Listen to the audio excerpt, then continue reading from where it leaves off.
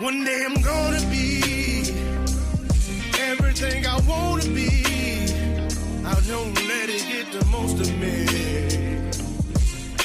One day I'm gonna be free. I wanna be everything I'm gonna be. My future right in front of me. One day I'm gonna be free. I wanna be free. Then let me be free. From the depths of darkness, a voice emerges. A host with a fire burning in his soul. With a heart steel and a spirit unbroken. He rides on to his ready to claim his throne. Amidst the chaos and the thunderous roar, insane wheels rise as a force to be reckoned with. Fueled by the power that only metal can bestow, he takes his stand, refusing to submit. Insane wheels hear his battle cry. Metal and mayhem will never die. Rituals report he paves his way. More legend in the making, day by day.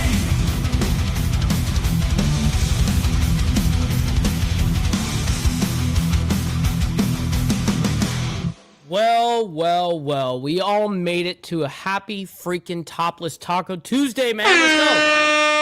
Let's go. Great to see everyone in the chat, man. We've got a lot to discuss. Obviously, as you guys can see, Trump-Iran nuclear talks, as well as government shutdown day 4. Yes, it is today, the official 4th day.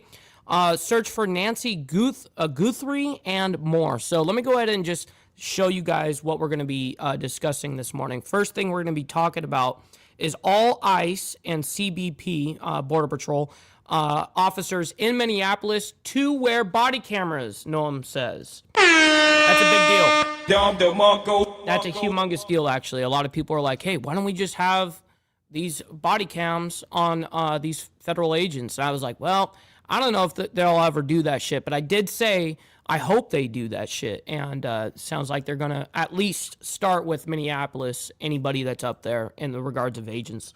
And then we've got Trump's full remarks, but we're not going to actually play his full remarks because obviously he talks forever. But nonetheless, there is something that we need to highlight about critical minerals. Trump talked about critical minerals and basically government protection for businesses that are needing minerals, and there's been times that companies have fell completely through where they've lost it all because of gold or silver or whatever the case is.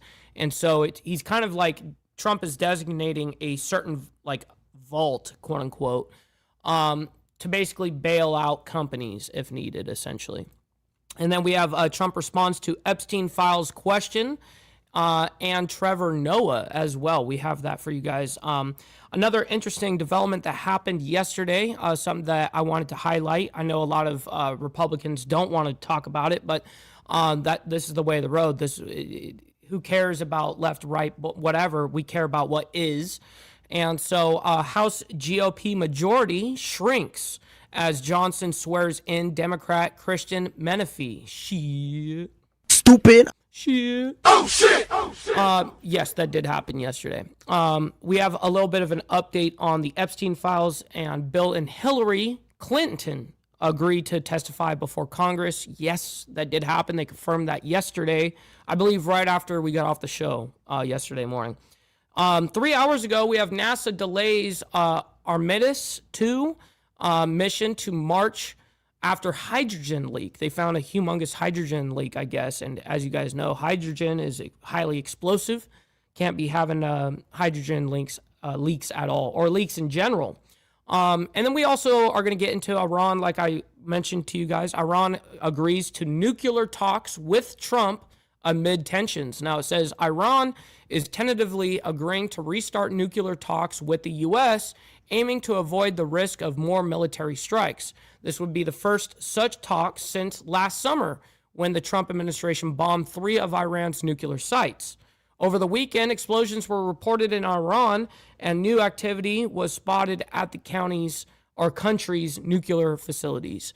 All right, and then we have just an hour ago, GOP leader, which is Mike Johnson, seeks support ahead of test vote to end partial government shutdown. Now, we did talk about this government shutdown when it came out, and we discussed that it could be closing up as soon as today, which I don't see that necessarily happening. I really don't put a lot of stock into when these things are going to end, even if a Speaker of the House or whatever the case is, I don't care really what they say. I know what is happening in the landscape, and this could be a struggle bus. Now, they got to definitely figure out how to play this. And then we have just an hour ago as well, Iran's president seeks, quote, fair and equitable negotiations with the United States. So we've got a lot of updates regards of Iran this morning. So I very much appreciate all of you guys. Make sure you guys come in and hit that like button. It helps out the show immensely, and it's free to do so. If you guys are brand new to the channel, make sure that you guys hit that subscribe button, because this is what we do Monday through Friday, and then we have Saturday mornings for members only, man. Double tap that screen if you're on that vertical side. I very much appreciate that. Let's go ahead and get into the money part, though. Please consider becoming a member starting only at $3.99 a month. We're making sure we're not breaking the bank out there with anybody, but check it out. It's what allows us to be on these airwaves as well as have these lights on. So I very much appreciate you guys becoming members and staying members. Little side note, follow my Instagram at BallValveTV, where I post everything behind the scenes of not only my life, but as well as the show, Millennial Food Time, breaking news, as well as the campaign trail. So make sure you guys show up for that, man. Very much appreciate you guys. It's a great way to get a hold of me one-on-one. We also have a Discord server. The link will be down in the description down below of any live video that we do for all of the links. And last but not least, for the call to actions, every super chat, super sticker, gifted membership, and membership sign up are, of course, going to be presented live onto the show and shouted out. But if you guys would like to skip that YouTube 30% brutal cut that they take from your hard-earned cash, then we have these platforms that you guys can donate to. They're scrolling around the screen. And listen, I'll read them out loud just like a super chat. It's a great way to go ahead and insert your voice into the conversation, man. All right, ladies and gentlemen, great to see everyone in here. We've got all you legends. I'm very appreciative to have you guys in here. We've got Alfred Patterson, as well as TNT and Jimmy Mack. Good morning, you guys. We got Steve Easy and Warland. Good morning. Great to see you guys. We've got Rabbit of Chaos and Crystal, which is the like button, by the way. Yes, make sure you guys hit that like button. We got Two Wheel Jesus as well, and Steve Posey. Thank you guys for hanging out with us. We got Sicko Smoke, as well as Zip Tie. Thank you guys for hanging out this morning. I very much appreciate it. Yes, I did see him, Sicko Smoke. We got Josh Phillips up in the building, as well as Big Bizquick. Good morning to you guys. Thank you for being here. We got Charles Darwin from Down Under down there in Australia. Very much appreciate it. Carney's Ride as well, and Motobomb Virginia. By the way, he gave us a raid this morning. I'm very appreciative of the coffee crew, man. Thank you for that. Motobomb, Sick Bastard, Old Mac, Sterling Wheel, the crew, man. You know what I mean? That's what we're talking about. Real quick, I see that we got a gifted membership. Sterling Wheel is starting out the gate, gifting out a membership. Not only helping me, but helping someone in the Breakfast Club, man. I very much appreciate that. Thank you for that.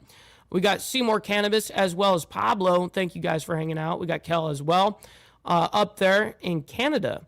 We're scrolling down. We got Sterling saying, good morning, kids. Yes, sir. And yes, we definitely have our what I will call our Lieutenant Tobacco, or our counterclockwise tobacco. Feels good.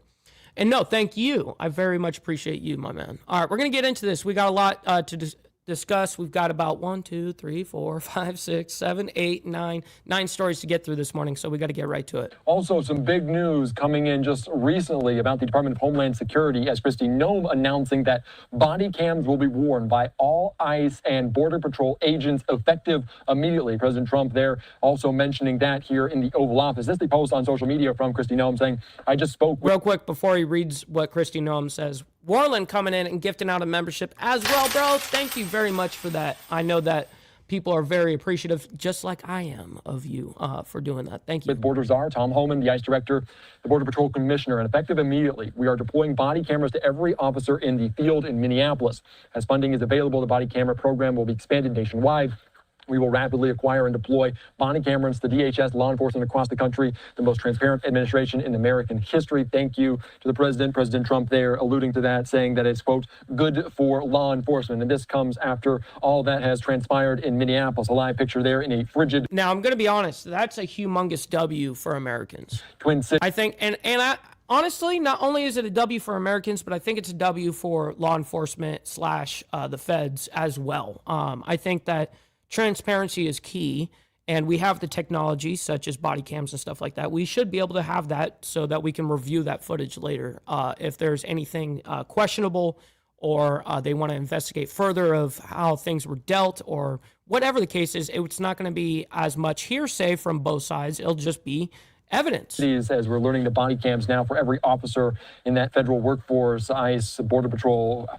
Oh, man, Mount Woman. Great to see you in the chat, though. Hopefully you're able to get all of that finished. Following the deadly shootings of Alex Preddy and Renee Good. So obviously the Department of Homeland Security in their investigation following the shooting of Alex Preddy said they were looking at, in the investigation, some body cam footage used by officers involved in that interaction, in that situation. As immigration operations, they continue in Minnesota.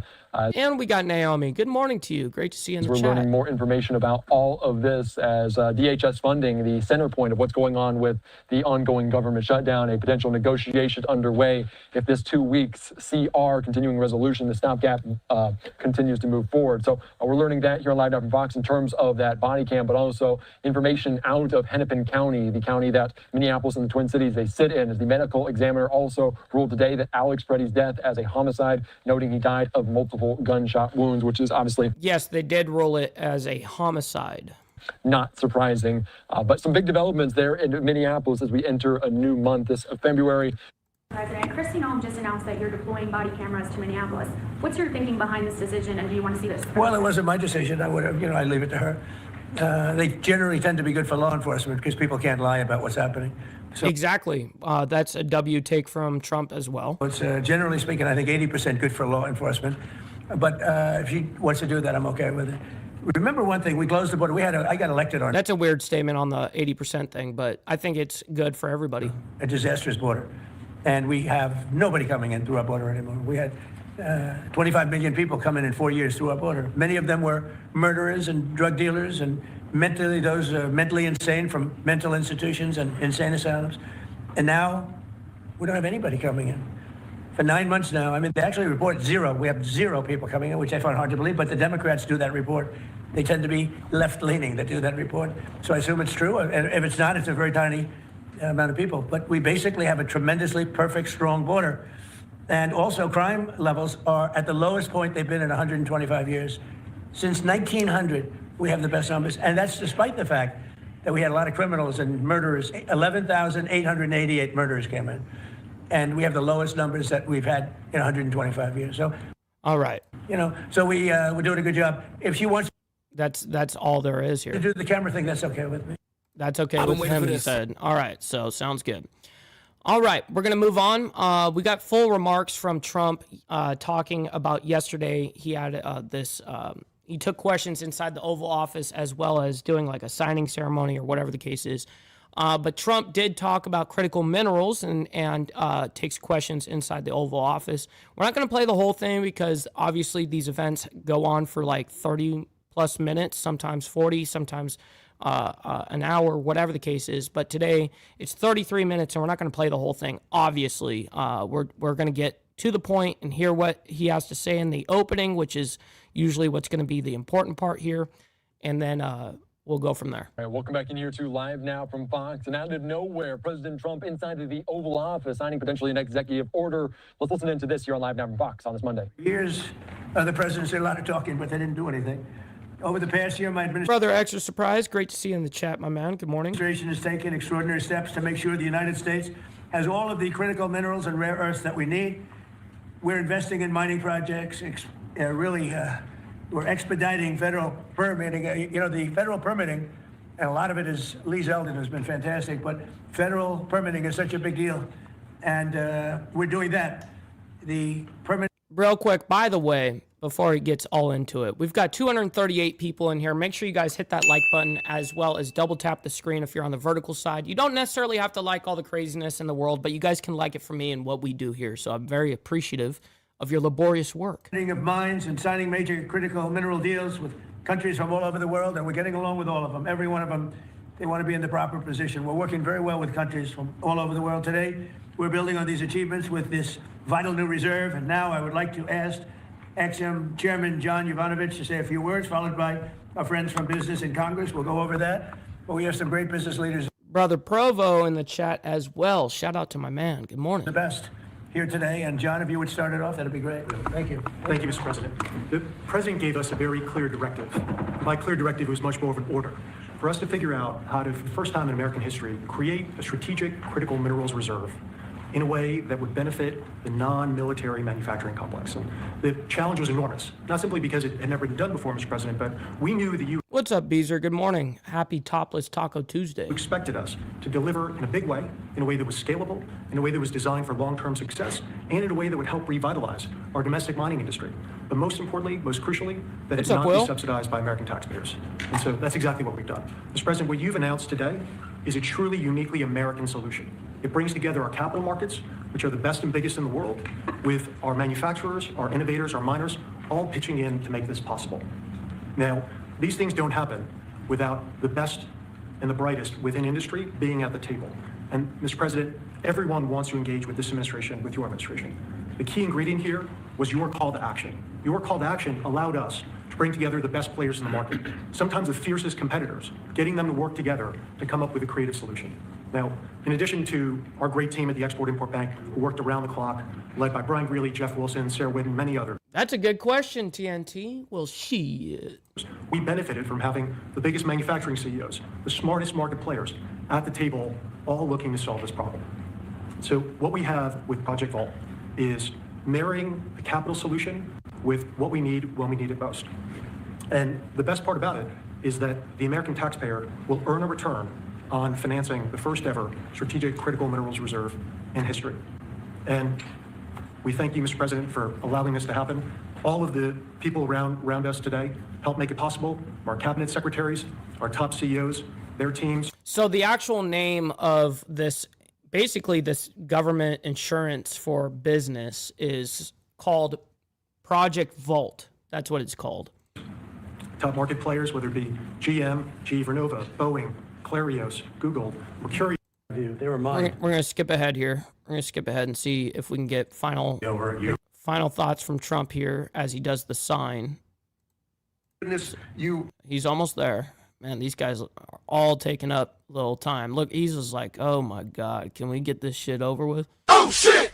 Chairman Powell to help. Senator Tillis has basically said that he's not going to really be taking questions. I see. So at this point, he's taking questions.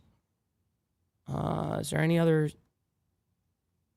I'm trying to see where the actual signing is, if they got it on here. Nope. Doesn't look like it. Okay, so it's a new program that provides American businesses with critical minerals. That's essentially what it is. It's a kind of like an insurance. Okay, Trump responds to Epstein files questions, or question, and Trevor Noah. I'm not really sure what they're what they're talking about with Trevor Noah. Let's go ahead and bring this up. Oops. Yes, this is correct.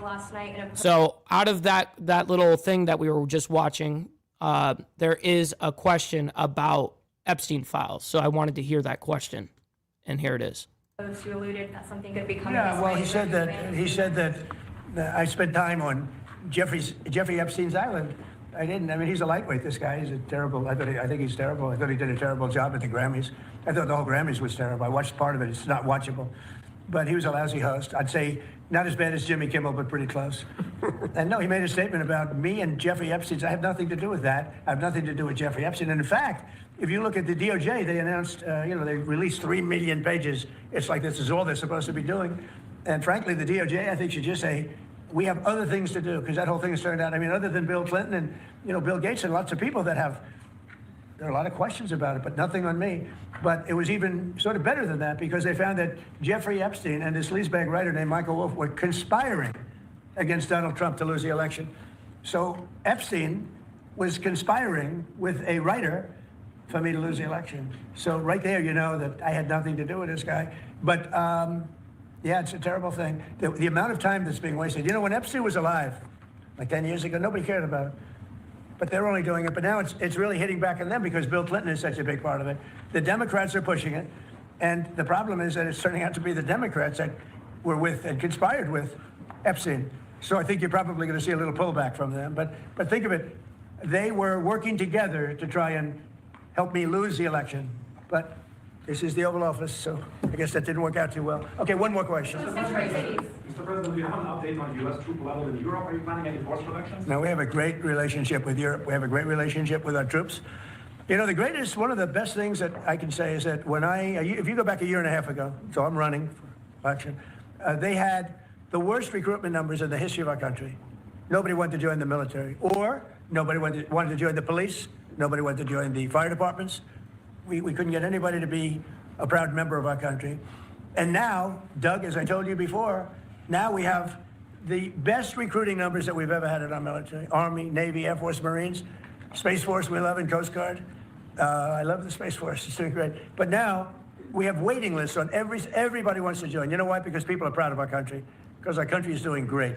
I think Mary can say the same thing. You had lots of people not working so well, and now you just wish you could get them in faster. I know that it's hard to get them. Yeah, we continue to bring people in and have training programs. We're investing in the U.S. workforce. Yes.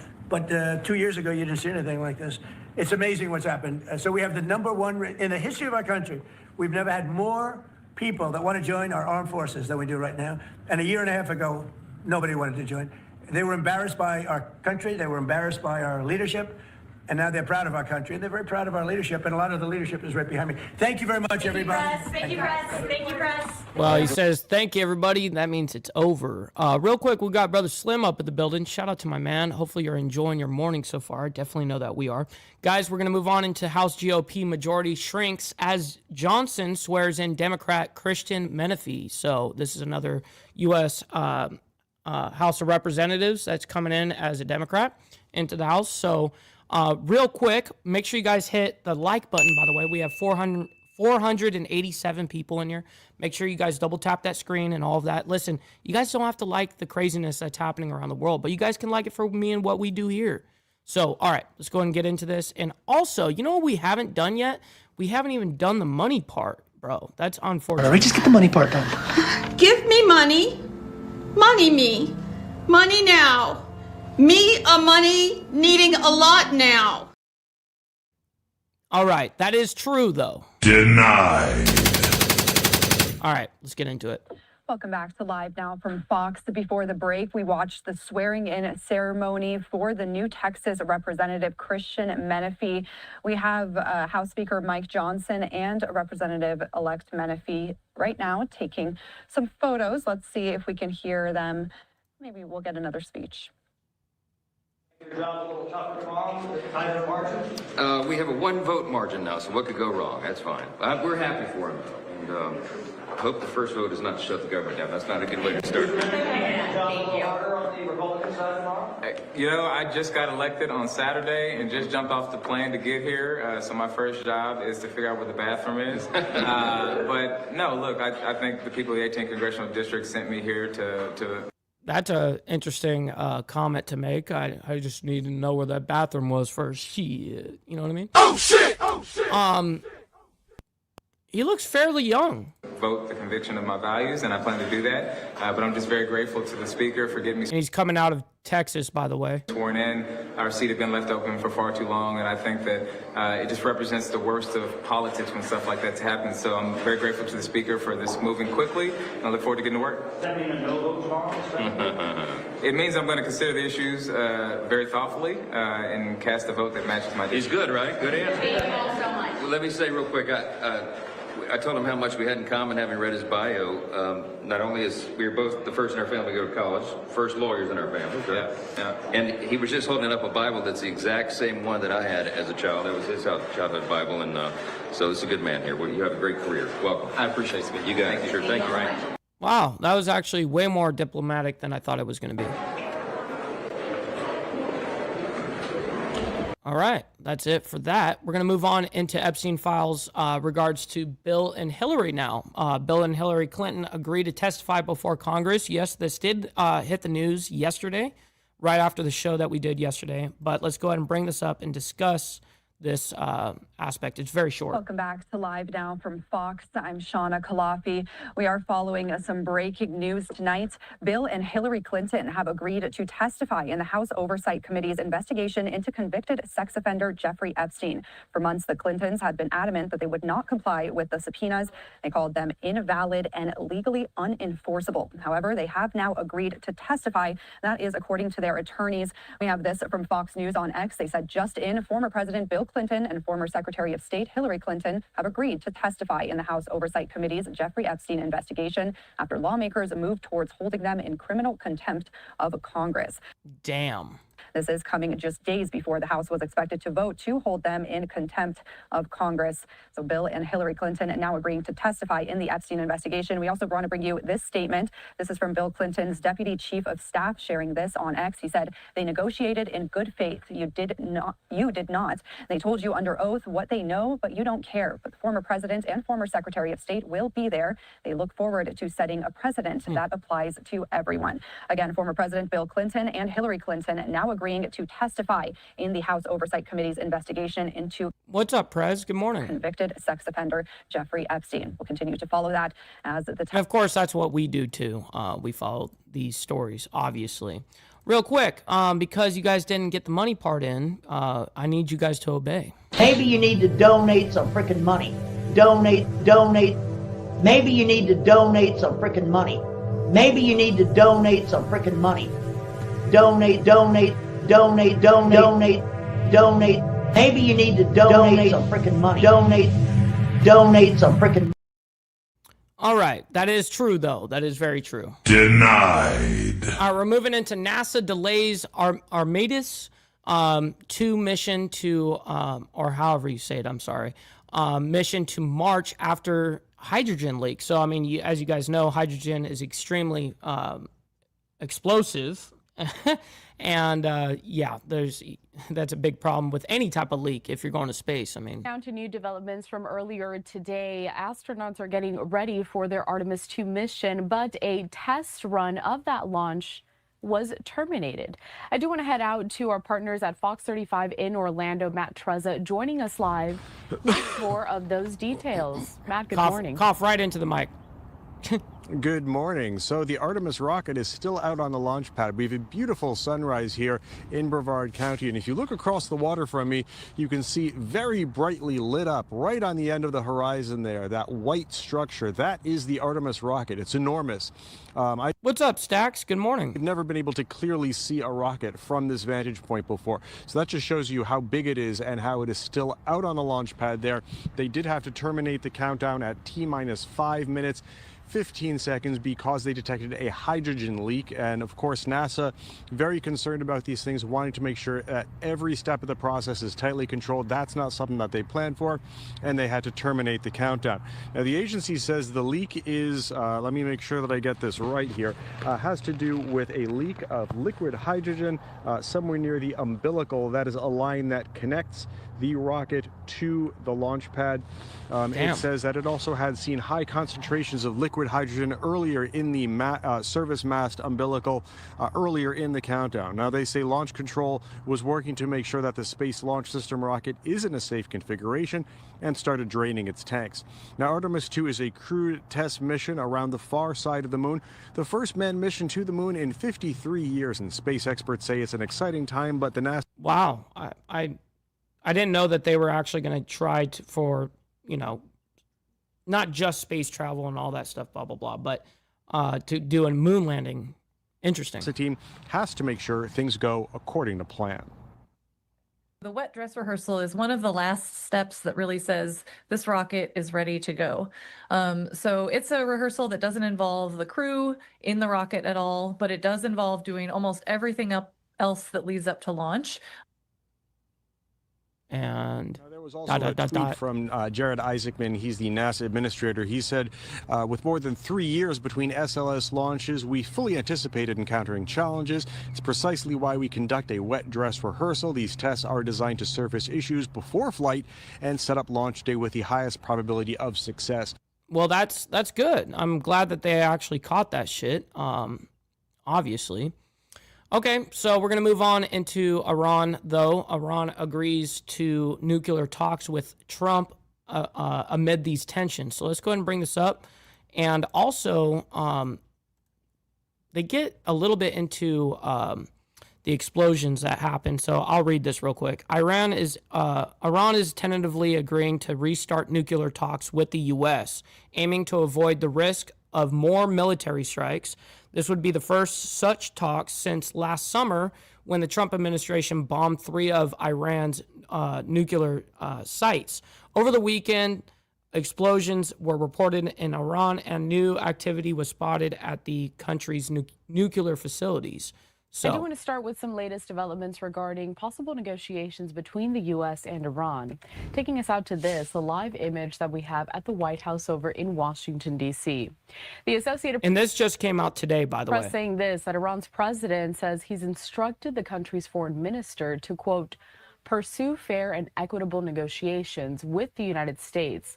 The first clear sign from Tehran, it wants to negotiate. Yeah, I see it stream, you know, I don't know what the ordeal is. My stream is actually running totally fine on my side, but my chat keeps freezing. It comes through, and then the chat just completely freezes, and it doesn't move. And then I can tell that it's freezing up or whatever the case is. I think it's a YouTube thing right now where I can't control that. It's not an internet problem. So, yeah, it's just a glitch or whatever. As tensions remain high with Washington after the Middle Eastern country's bloody crackdown on nationwide protests last month. I do have that statement from Iran's president. I want to bring it to you here on your screen, and I'll read it in full. He said this, quote, in light of requests from friendly governments in the region to respond to the proposal by the President of the United States for negotiations, these negotiations shall be conducted within the framework of our national interests. In response to the request of friendly governments in the region to reply to the proposal, the President of the United States for negotiations, I have instructed the foreign minister that should any appropriate atmosphere free from threats and far from unreasonable expectations exist, he should prepare the ground for fair and equitable negotiations based on the principle of dignity, wisdom, and expediency with the framework of national interests. Back out to the image that we have of the White House as I continue to reference some more of this reporting. The announcement marked a major turn for reformist president who broadly had warned Iranians for weeks that the turmoil in his country had gone beyond his control. It also signals that the president received support from Iran's supreme leader for talks that the cleric previously had dismissed. Turkey had been working behind the scenes to make the talks happen there later this week as U.S. Mideast envoy Steve Witkoff is traveling to the region. But whether Iran and the U.S. can reach an agreement remains to be seen, particularly as President Trump now has included Iran's nuclear program in a list of demands from Tehran in any talks. The president ordered the bombing of 3 Iranian nuclear sites during the 12-day war Israel launched against Iran back in June.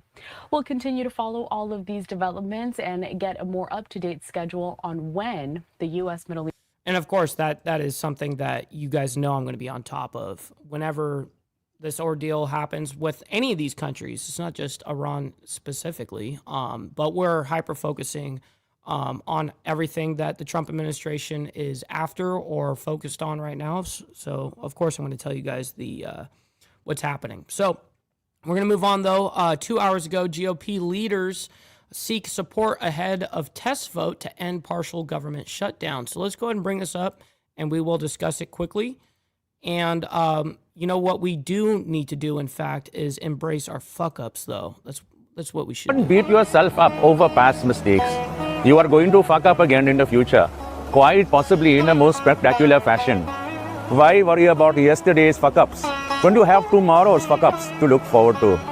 You are a fuck-up, and fucking up is part of your growth process. Embrace the process. Facts. You got to embrace it. Back to this. Right now, I do want to pop up this live look here over the Capitol in D.C. as the House could pass legislation as early as today to end the partial government shutdown that began over the weekend. With hours left until the shutdown, President Trump and Senate Democrats were able to work out a plan that included a 2-week extension of funding for the Homeland Security Department.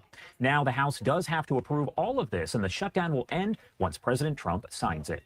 As you can see, we are getting reaction from all sides of the aisle here, and right now I do want to bring in Congressman Kevin Kiley, a Republican representing California's 3rd Congressional District, to share his thoughts. Thank you so much for taking the time, Congressman, to be here with us. Of course. Thanks for having me. Of course. And first off, did want to start by asking you essentially about... We got a Republican Californian representative here. About the shutdown here. What is it that you feel led to the shutdown, and what could have been done differently? Well, we actually had bipartisan bills that passed through the House for each of these areas, including for Homeland Security. And we even had within the Homeland Security bill certain reforms and funding when it comes to immigration enforcement that have been negotiated for things like body cams and training when it comes to interactions with the public. So that made it through the House. We were on track to avoid any sort of shutdown, or at least another shutdown. But, after the tragic events in Minnesota, there was an interest on the other side of the aisle in trying to hold that up. Now, thankfully, there's been a deal reached to at least, avoid a shutdown for the next couple weeks. And so we're on it very briefly right now, but if the House is able to get this bill passed today, then it'll end without any, meaningful consequence, very much unlike the one that went on for several weeks, last year. But that means we need to pass it in the House today, and then we need to be in a position to negotiate a full year funding bill for Homeland Security within the next couple weeks. Talking about that specifically in the Department of Homeland Security, the funding there, obviously a big topic. That's what the topic is, the funding of Homeland Security. Of discussion nationwide at this point, and that's essentially what it appears was holding up the bill as we were talking about. So do you support this 2-week extension and further discussions getting underway about what to do next? I do, absolutely. I mean, I would have preferred that we had passed the full year funding bill for Homeland Security on time, as the House did, so that we would have avoided any shutdown at all. But I think this is a fine solution to say, all right, let's give ourselves a little bit of runway here to have this larger conversation where we can reach a deal that I think will include 2 elements. Number one, the sort of reforms that I just mentioned that some have been pushing for when it comes to things like training, body cams, focusing immigration enforcement in minimally disruptive ways. And then related to that, this issue when it comes to detainers and the refusal of some jurisdictions to hand over individuals who have been committed of crimes, but instead release them into the communities. If we can find some agreement on those 2 sets of issues, then I think we'll be in a good position to pass this bill, this full year bill, before this 2 weeks expires. One thing that House Speaker Mike Johnson has talked a lot about, he has essentially said that without any Democrat support, this can pass today in the House. Do you believe that is the case? Well, it certainly can. I, think that there will be Democrats who vote for it as well. I mean, when it comes to sort of the procedural step to get the bill on the floor, a lot of times there's a very party line element to that. But when it comes to voting on the... What's up, Brother Dean? Great to see you in the chat, my man. Hopefully you're enjoying your Topless Taco Tuesday morning so far. The actual bill, I think you will see Democrats and Republicans both support it, as you did the Homeland Security bill just last week when we passed it through the House. Are you hearing any sort of impacts here from constituents in your district as the shutdown happens? Again, this is a partial government shutdown. We're in day 4. So are you hearing anything from your constituents about potential impacts? I don't think the impacts are really there yet. I mean, there may be some, but it's certainly nothing like what we saw before when we had this terrible record shutdown last year, which was absolutely unacceptable. And I was against from the very beginning. So there's a couple reasons why you're not seeing the same sort of impacts, at least not yet.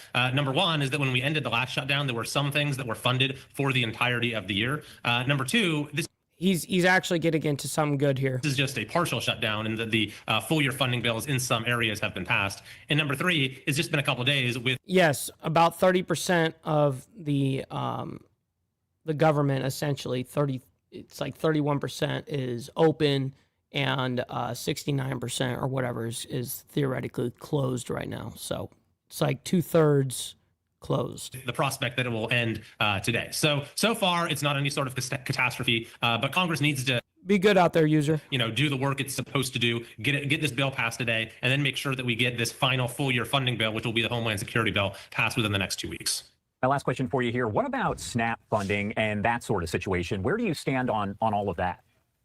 Yeah, so during the last shutdown, that was one of the worst things that we saw, is that the SNAP funding was not there. I actually supported legislation to say that even if we're in a shutdown, let's make sure that we still have SNAP. And actually, in the continuing resolution that ended that last shutdown, SNAP was funded for the full year. So even if we had a full-fledged shutdown right now, SNAP would still be funded for the remainder of this year. So thankfully, that very bad consequence of congressional gridlock has at least been taken off the table this time around. Congressman Kevin Kiley, thank you so much for taking the time to join us here. Yeah, that was actually well done by him. I actually haven't heard him or his name before, so interesting. He's a Republican out of California. All right, we're moving on.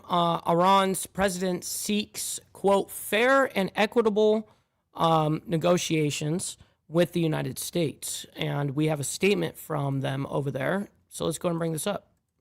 Here we go. Now, Iran's president, as you guys know, is not the supreme leader, okay?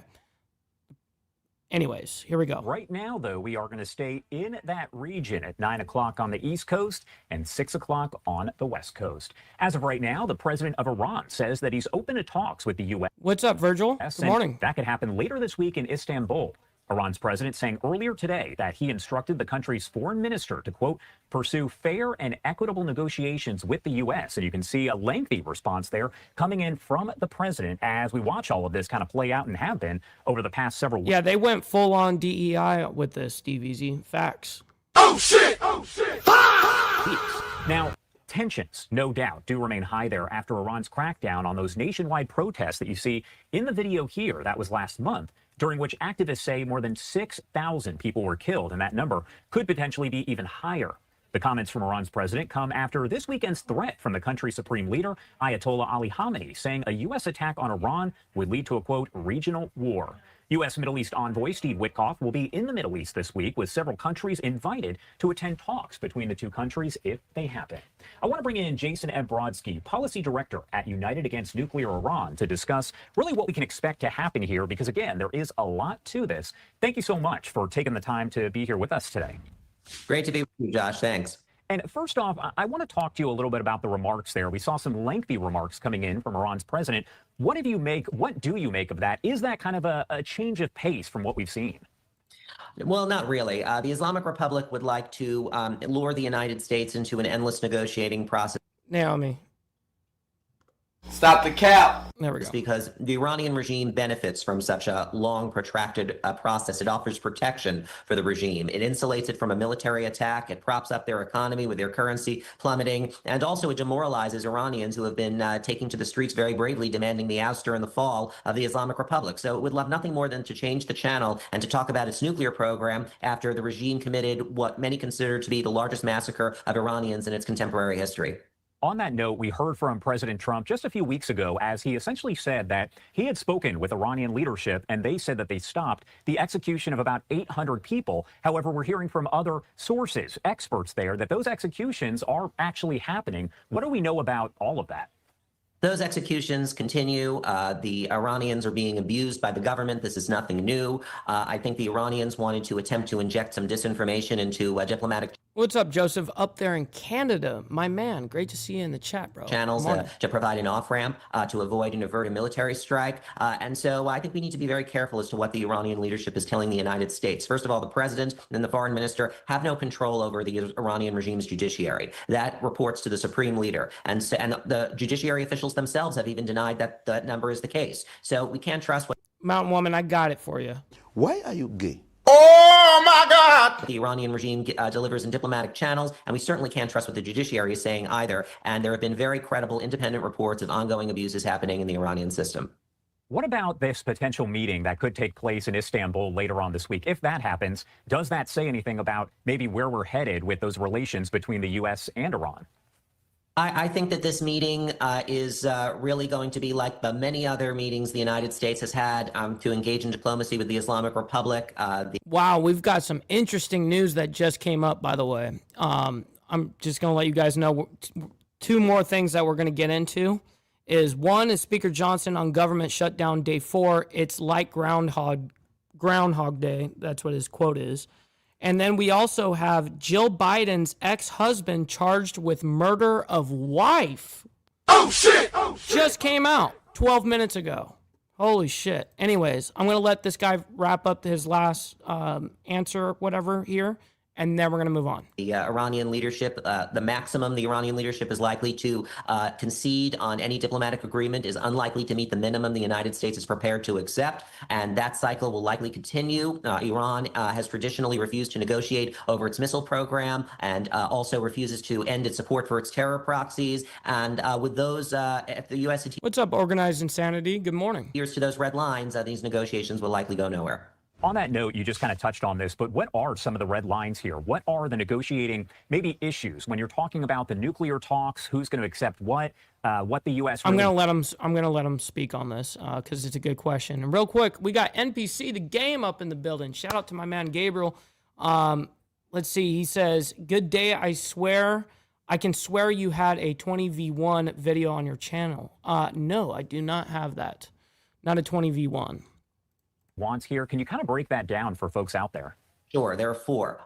First is that the Trump administration has sought zero enrichment in Iran. Secondly, the Trump administration seeks to remove the stockpile of enriched uranium that was buried under rubble now after the U.S. airstrikes in June 2025 out of the country. Third is the U.S. wants limits on Iran's missile program. And fourth, the U.S. seeks to end Iran's support for terror proxies. The Iranian leadership considers those terms to effectively be regime change by agreement. And so this is a system that will not reform and will not change as long as the current leadership is in place.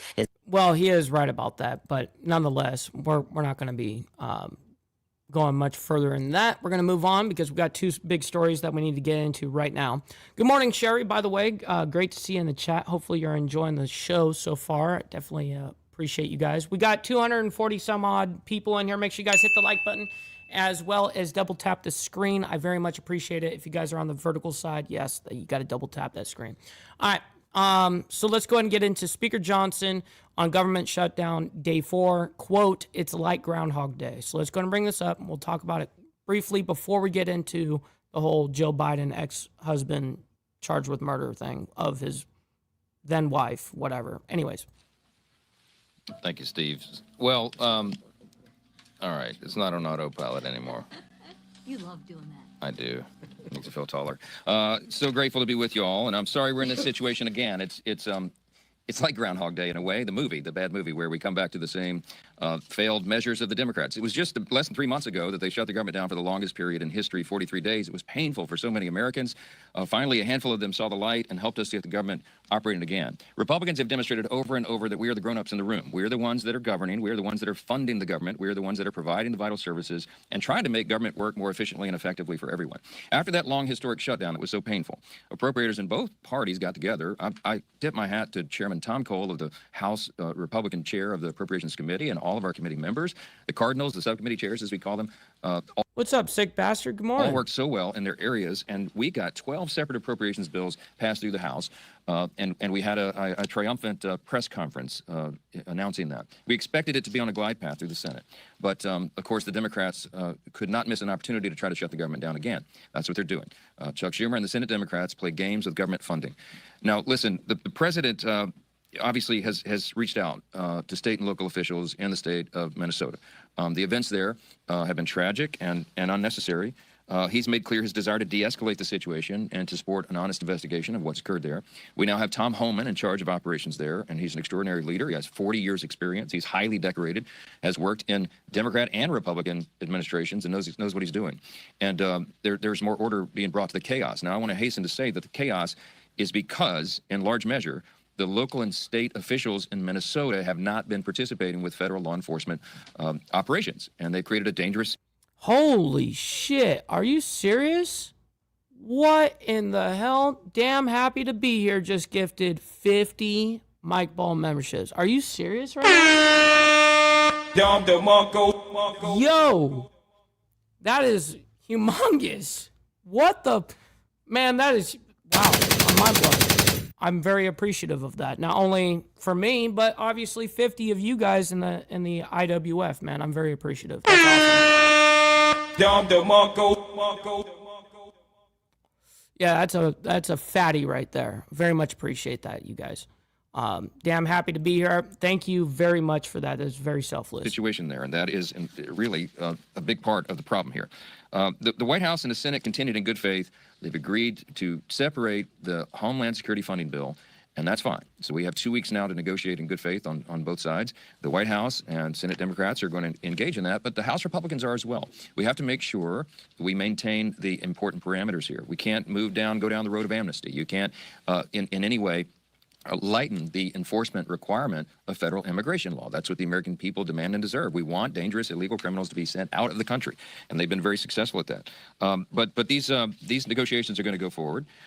If the Democrats do insist on keeping the government shut down, their pointless obstruction is going to have no effect on border security, which we have done, we've secured, or immigration enforcement. As has been noted by the leaders here this morning, we did fund ICE operations for a few years now. So what they'll be shutting down, don't lose this, what they'll be shutting down is FEMA operations as we're cleaning up from the winter storms. They'll be shutting down TSA, which is obviously necessary to keep the country moving through our airports. Coast Guard operations. I mean, so many important functions in the Department of Homeland Security is what will be adversely affected by these partisan games. Let's hope and pray that they don't do that. Let's hope that over the next 2 weeks we can negotiate and get this done. They say they want a real negotiation with President Trump and Republicans over immigration enforcement policy, and we are happy to have that debate. And I've said in a gaggle earlier this morning that what must be a part of that discussion is the participation of blue cities in federal immigration enforcement. You can't go to a sanctuary city and pretend like the law doesn't apply there. It does. And so What's up, Sterling Will? Great to see you in the chat. We're going to be working through all that. Our chairwoman, McClain, talked about tax filing made easy. Last week marked the beginning of tax season, and millions of American families are working through that right now, and they're recognizing the amount of time and money spent complying with the federal tax code is going to be significantly reduced this year because of great Republican policy. Some of the things we did in the Working Families Tax Cuts, the big, beautiful bill, obviously we intended to cut taxes and to advance America First pro-growth policies, but we also sought to reduce the tax burden on Americans because we know that reforming the tax system isn't just about reducing rates. It's also about reducing the paperwork. There's a lot of dancing around, and the by the way. compliance. It's a lot of just rhetoric. These guys don't want to fund DHS. Burden on Americans. And you heard these stats, I'll repeat them, but they're going to save Americans 210 million hours per year in paperwork and $13 billion in compliance costs. That's real money to real people, and we're proud of that. Nobody likes paying taxes, okay? But Republicans have reduced the amount you owe and made your returns significantly easier to file. And so we're so grateful everyone's going to be able to take advantage of that. She's right here on the couch. She's laying next on the other side of the couch this time, so you can't see her. I just want to mention and would take questions. I don't think the American people need any more evidence. The Democrats want to tax the American people to death. Just check Congress.gov. You can see all the bills they filed. But if they did, they should look no further than the Democrat-run D.C. Council's decision, listen to this, to decouple the local tax code from specific federal tax provisions. So in layman's terms, what they're trying to do here, any Democrat-run city is going to lead into this kind of nonsense, but they're preventing D.C. residents from experiencing the full benefits of the Working Families Tax Cuts bill. It's almost unimaginable that they would inflict that pain upon their own constituents, but that's what they're doing. D.C. is not alone in this obstruction. You've got strongholds, Democrat strongholds like New York and Colorado and Illinois, cities there, preventing their residents from enjoying these benefits. There's no way to spin it. Blue state governors intentionally harming their own residents just because the policies were offered by a Republican administration. I mean, that's what's happening. And it's just incredible to us. Is there any stronger evidence that Republicans are the party of affordability? Democrats say one thing and they do completely the opposite. And I'm so sad for you if you live in one of those jurisdictions. It's a real problem. If this act were to become local law, D.C. residents would be prevented from claiming no tax on tips, no tax on overtime, increased standard deduction, and so much more. And it's just wrong. There's an estimated 17,000 tip workers here in the nation's capital, and the D.C. City Council is attempting to prevent them from enjoying this historic tax benefit. But House Republicans are going to work to fix it this week. We will advance Representative Gill's legislation to disapprove of that nonsense at the D.C. Council, because every American deserves to enjoy the benefits of the Republican historic tax cuts, even if you live in a Democrat stronghold. Have to take a couple questions. Yep, hang on. Bill, go ahead. Thank you, Speaker Johnson. Are you confident you have the votes for this rule book to pass, and do you expect any Republican no votes at all? I don't, and this may be hard for some of y'all to believe, but What's up, KP? Great to see you in the chat as well. Happy Topless Taco Tuesday. Listen, we're going to take maybe 2 questions here, and then we're going to go to Joe Biden's ex-husband charged with murder of wife, dude. That's humongous news. I never doubted this. This was not the this is not my preferred route. I wanted to keep all 6 bills together. We worked so hard to pass them through the House, and I thought that should have been a package that sailed through the Senate, got to the president's desk, so we can fund government responsibly. We're spending less money year over year, and we're returning regular order around here, and that's a commitment I made when I became Speaker, and we're finally getting it done. But listen, the president agreed with Schumer that they would separate Homeland, and we'll do that, and we'll handle it. We're going to pass the rule today. It was never in doubt to me. The Republicans are going to do the responsible thing. I did talk to Hakeem Jeffries over the weekend, and he informed me that they would not be assisting in this endeavor, and I just think that's crazy. I mean, I just think that everybody needs to look at what's happening here. One party is moving forward, by the way, with the smallest margin in U.S. history. We now have a 1-vote margin. We are still sticking together. The Republican Party is sticking together because the stakes are so high. We're governing responsibly, and we're getting the job done. And Democrats, all they do every single day here is obstruct. And you can see the record for itself. They shut the government down for 43 days, the longest in history, just last fall, and they want to do it again. And it's just crazy. And I think the American people are going to think about this hard when they go to the voting box and to the ballot box in the fall, and we decide who keeps the majority in Congress. I think they're going to give it to the grown-ups. I think the Republicans will be able to continue and grow our majority to keep governing. Otherwise, what Democrats will give you is chaos. Shutdowns. They'll shut down the federal government. They keep proving it to you over and over. So take them at their word. Jay. Explain this. So Jeffries told you he wasn't going to help with this. Did Schumer represent something different to you in your conversations with the president? Because it seems that there's a disconnect here that's hard to square. It is hard to square, and it's not my place to get involved in their family squabble. But I mean, I think Hakeem has made very clear I think he was upset, offended that Chuck Schumer presumed to speak for House Democrats. So you'll have to figure that out. The Democrats are in a family squabble over there, and it's not of our doing. Well, hold on, wait a minute. Schumer and Jeffries are from the same state. They're in the same delegation, and they seem to be having a little power struggle between the two of them. So look, I'm not trying to fuel that. You asked me the question. I don't know what's going on, but I can tell you the Republicans are united, and I'm proud of that. And this is the party that is getting the job done. So. All right. Let's go ahead and move on. We're going to move on. Joe Biden's ex-husband charged with murder of wife. Let's go ahead and bring this up. Kind of a wild thing that just got reported 24 minutes ago. It says Joe Biden's ex-husband was charged with the murder of his wife. She was killed this past December in their Wilmington home. William Stevenson is charged with first-degree murder for the death of Linda Stevenson. Wow. All right, here we go. Have some breaking news. Former First Lady Jill Biden's ex-husband has been charged with the murder of his wife. Here's a post here from our very own Josh Breslow as we are learning more about this. A woman died after a domestic dispute. Real quick, we got my man Alfred Patterson coming in with the $5 on the Cash App, by the way, saying, great show, Mike. Thank you, sir. No, thank you. I very much appreciate it. Definitely goes a long fucking way, bro. Thank you for that. Call in Newcastle County this past December, and now her husband is facing charges for her killing. This is all happening in Delaware. William Stevenson, 77 years old, is charged with first-degree murder in the death of his 64-year-old wife, Linda Stevenson, after a weeks-long investigation. Linda was found unresponsive on the living room floor after officers responded to a home there on Idlewood Road for a domestic dispute call back in December 28th of 2025. She was pronounced dead at the scene. Now, on Monday, Williams was taken into custody at the same home. He was committed to the Howard Young Correctional Institution after failing to post $500,000 cash bail. We also do know TMZ reports that William Stevenson, Linda's husband, was previously married to the former First Lady Jill Biden, as we have been sharing here with you. He also opened a popular college bar near the University of Delaware called the Stone Balloon. But what we don't know right now is the cause and manner of Linda's death have yet to be released. So this is all just coming in here from our Fox team. And we did want to share it here with you as this is developing. Once again, former First Lady Jill Biden's ex-husband charged with the murder of his wife. We will continue to follow this here on Live Now from Fox.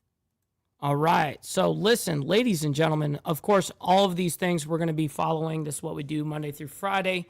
And of course, members only for Saturday morning. So listen, we got 50 gifted memberships. I really can't thank you enough. Damn happy to be here. So thank you very much for that. And then Warland gifted out one as well as Sterling. So that made for 52 of you guys. Make sure you guys show up on Saturday morning. It's going to be a great time. Listen, stick around for the raid. We're going to be raiding our buddy EOD. When I went down, or went, I guess, up to Nashville Tennessee, for DebateCon. While we were there, there was a man named EOD. He's a moderator for Rob Noor. Anyways, he bought beer for everyone there without like thinking twice. He just bought it for everybody because Grid, he doesn't drink, so he's not going to provide drinks. You know what I mean? He's providing sodas, water, juices, all that shit, but alcohol, not. So anyways, we all show up and everyone's like, well, where's the beer at? You know? So he went and made like 17 fucking trips, bro. I mean, it was unreal how many times he went. I mean, I'm over exaggerating. He probably went a total of 5 times, but it was incredible. He took a crew of guys. I mean, it was great. So go over there, show them a little love, let them know that we're coming through with the Mike Ball / Insane Wheels raid. But listen, we'll be back tomorrow morning for more of the World's Madness. Until then, God bless everyone, and we'll see you guys here tomorrow morning for more of the World's Madness. God bless everyone. Be safe. From the depths of darkness, a voice emerges, a host with a fire burning in his soul. With a heart, steel, and a spirit unbroken, he rides on 2 wheels ready to claim his throne. Amidst the chaos and the thunderous roar,